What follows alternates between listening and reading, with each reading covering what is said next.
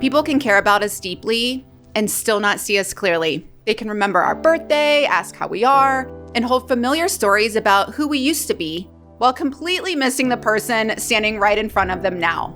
Often they are not responding to who we are, but to the version of us that made sense to them.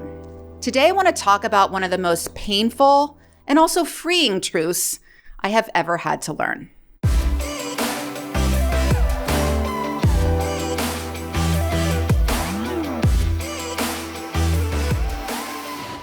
Most of your friends and family are not your audience. Often they are not responding to who we are, but to the version of us that made sense to them.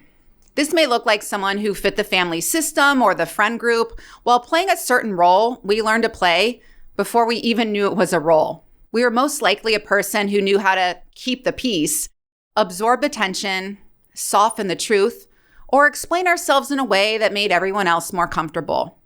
It can feel devastating to realize that the people who have known us the longest are not always the people most capable of recognizing our growth. It's hard to be spoken to as if we are still the person we were in 2009. I think it's so painful because we expect proximity to come with recognition. And it's not only that we don't feel the cheerleading from old friends or family members, it's that they don't seem to be able to relate to the current version of us. They're relating to who we are or were 10, 20, 30 years ago. So it's putting us in a box, if you will, or responding to us as like some role that they expected us to play. And also we're human. We not only expect, but doesn't it come with the territory that our family supports us? Our high school friends who've known us forever support our work projects. We support all their decisions to get married and have children. What about us? Our confidence may be interpreted as arrogance because they remember the years when we apologized for simply existing. Our standards may be mistaken for distance because they felt safer when we were easier to access. Our ambition may be dismissed as delusion because our vision requires a category they do not have. And taking it seriously would require them to update the story they have been telling themselves about us for years. A truth I keep returning to is that love does not always come with recognition. That may sound harsh until you have lived it. Then it can be merciful because it finally gives language to the unsettling ache of being cared about and unseen at the same time. What a great opportunity to get really clear on who is your friend, who isn't, and that not every relative or every person with your same blood needs to be in your life for your whole life. I think it's just so good to go after what you want and put yourself out there because it clears the plate and the slate, if you will. And you need to clear those people out because when all your abundance and success comes in, you want it to be yours and share it with people who were there for you when nobody believed in you. And so these are just another good reason to, clear people out and do it with love. But not everybody is meant to continue on our journey with us. Think of the energy we spend on why don't these people support us? They didn't like my video, or can you believe that they didn't invite me to the thing, or they're talking about me behind my back. It takes so much energy to care what people who don't care about us think. Can you imagine if you got rid of all of that and all of that energy that is like literally sucking the life force out of you? You put that life force into your book, into your podcast, into your business, into your new clothing line, whatever you're creating. Oh my gosh, I think we would all be wildly successful right now. Some people may love us as sons and daughters, friends, siblings, partners, or familiar figures inside an old role, while remaining unable to recognize the artist, writer, speaker, leader, or person who built something meaningful from the raw material of their own life. They may care whether we are safe, functioning, polite, still reachable, or orbiting the old system in a recognizable way, while having no real capacity to understand what we are building. And there is a grief in that. It's so wild that we need permission to feel grief because I think so many of us are gaslit our whole lives that, oh, these people aren't supporting us or they're judging us, but there's something wrong with us or we're doing something wrong or we shouldn't care. And so just taking a moment right now to pause and acknowledge the grief that your own mother may not ever even acknowledge your book. Your father may not acknowledge your PhD. Your brother may not even acknowledge anything. Your best friend from high school, who you went to her wedding, her first wedding, her second wedding, all her baby showers, won't even acknowledge your podcast. There's grief in that. It doesn't make them bad people.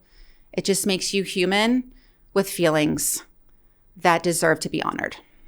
I know what it is to have strangers on the internet respond to my work with more tenderness than people who have known me for decades. I've had someone I have never met leave a comment that seems to reach directly into the soul of what I'm trying to say, while people close to me barely acknowledge some of the most meaningful work of my life. At first, the contrast can feel absurd. Eventually, though, if we let it, it becomes clarifying. It's become clear to me that recognition is not determined by proximity. A stranger is more likely to see us clearly because they're not carrying the old story. They're not filtering us through childhood, family dynamics, old insecurities, hometown projections, competition, resentment, jealousy, or the version of us they preferred because it asks so much less of them. Oof.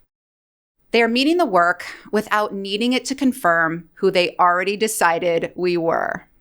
That is why a comment from a stranger can sometimes feel more intimate than praise from someone close to us, because we're not only being complimented, we're being encountered.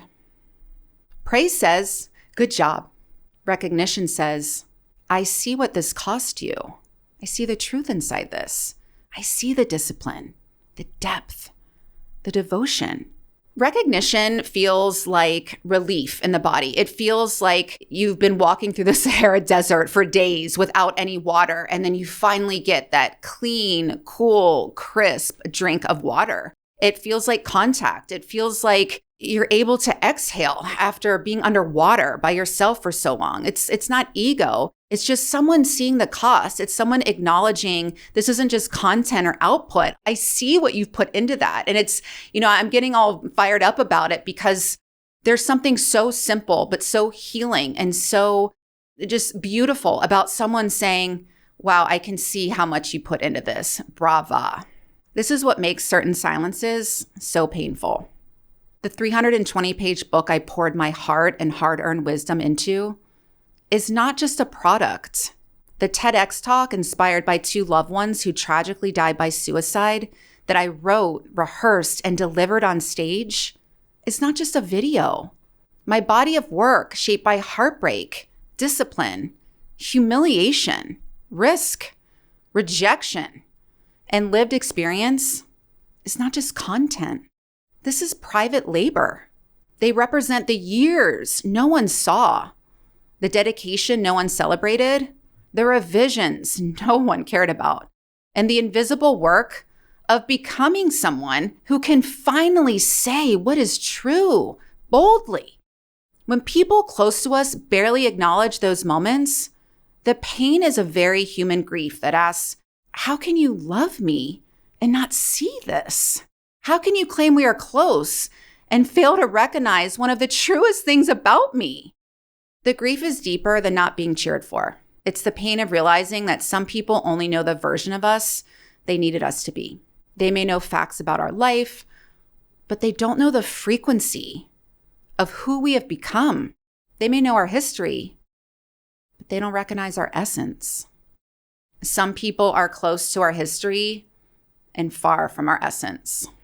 So this is Emily. She's a paid subscriber on my Substack. Hi, Emily. Thank you for your support. She said, this articulated something I think many of us are feeling, but rarely know how to name. The difference between being known historically and being seen presently. She gets it. My family still relates to me like I'm a child and seems to have no desire to know the woman I am today. It's hard. Your words helped a lot. I need to read this again a few times. A deeply resonant piece. Thanks, Emily. This is why I keep going and doing this work, because everyone's so distracted and dealing with so much, even culturally now, that I think giving people permission, giving them the language, and giving them almost just a break to feel is really transformative. Not everyone close to us has the capacity to witness us accurately. Not everyone who loves us has the range to understand our depth, ambition, sensitivity, or the magnitude of what is unfolding in our life. Some people can only meet us through the limits of their own emotional development. That does not make them bad people, but it also does not make them our audience. This is the part that can feel brutal until it becomes freeing. Most of your friends and family are not your audience does not mean they don't love you. It means love and recognition are not the same thing. Some people can love the role we played in their life while remaining unable to recognize the person we became outside of it. There's sadness, but there's also relief and accepting that. Once we stop trying to be recognized by people committed to an older version of us, we can begin giving our energy to the places where our life is actually being met. We can stop bringing our future to people who are only fluent in our past and mistaking familiarity for intimacy and politeness for support. Some people walked with us through a version of life that no longer fits the person we have become. Part of the grief is realizing they never really met us in the life we fought so hard to build. At some point, we have to stop shrinking the new life so it becomes more digestible to people who have no interest in seeing beyond the old version of us they already decided was true. Old friends and familiar relatives may keep their old stories. Meanwhile, our work gets to reach the people who can actually recognize, appreciate, and even celebrate it. Most of your friends and family are not your audience. That doesn't mean the love was meaningless, nor does it mean we are above the grief of not being fully seen by people who matter deeply to us. Love does not always come with recognition, and maybe part of freedom is no longer confusing the two.